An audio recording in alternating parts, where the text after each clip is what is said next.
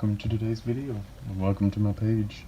I am the Dollar Bin Diver, and as my name suggests, I hunt comic books from dollar bins, 50-cent bins, and really any discount bin. Today I will be showing off a nice haul of comics from a local, I believe, vendors mall. So I have a few different booths that I was able to buy comics from at varying prices. Most around the $1, $2, and a couple sets of less than $1. So starting off, here is Marvel Comics presents Wolverine versus the Incredible Hulk. This is issue number 55. These are, for me, these were really fun comics.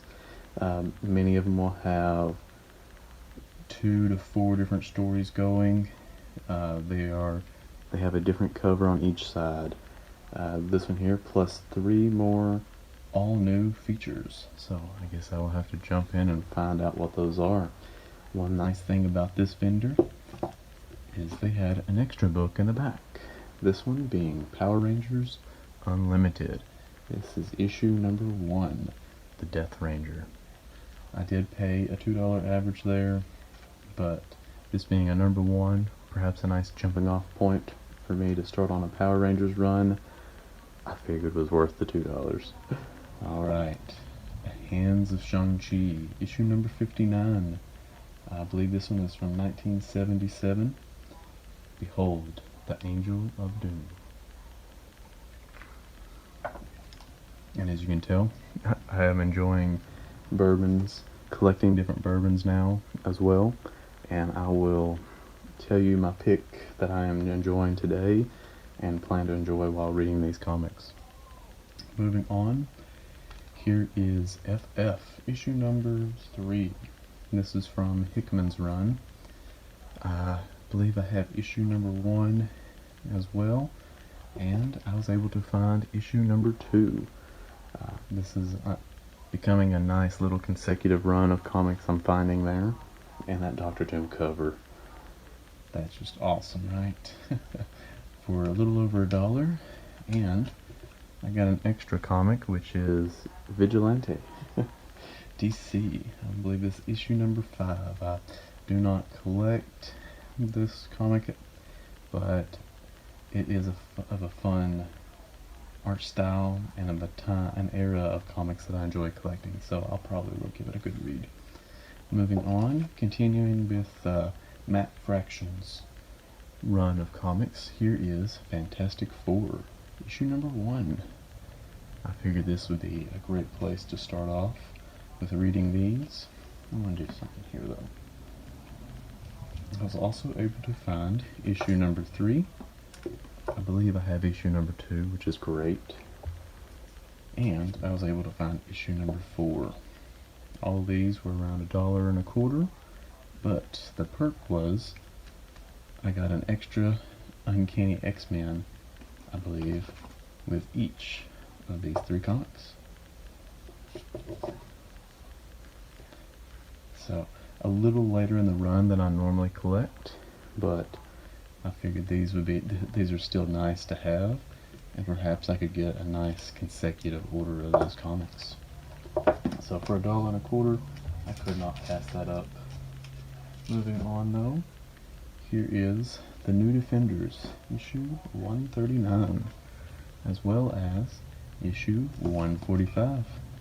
I have decided, since I'm finding so many of these at such fair prices, I would grab several that make a consecutive story, and I enjoy the artworks, the art style, so perhaps there will still be some good stories in there as well. Moving on though, I have an odd 90s comic, which is Nightwatch. Not everybody's running out to collect Nightwatch, I'm sure. This is a character from The Amazing Spider-Man who got his own self-titled run, I believe, only for a dozen or so issues. I have the first several already, and now I'm trying to collect into the teens, because I am a completionist. I have to complete the run, right? But here is issue number 11, Crash and Burn. Now, this was a really cool find for me. This is Secret Wars, the official guide to the Marvel Universe. I have the whole main event of Secret Wars collected. I am currently working on Hickman's run of Avengers and New Avengers to build myself to that main event, but I figured this would be an awesome tool to have before starting that main event. Alright, now to finish with a trio of firsts.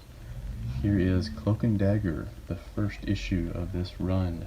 I believe this was the only issue I was missing from the first dozen issues, so I'm excited to jump into that one now.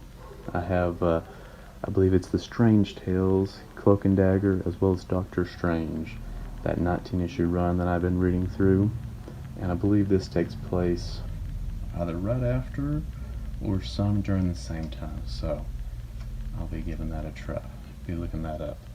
So, number 1 in a 12-issue limited series of The Eternals. The battle begins. This has become an easier comic to find. I know the Eternals movie had some mixed feelings among all the fans of the MCU. I personally enjoyed the movie still. I enjoyed where it's taking us and what it's trying to build to.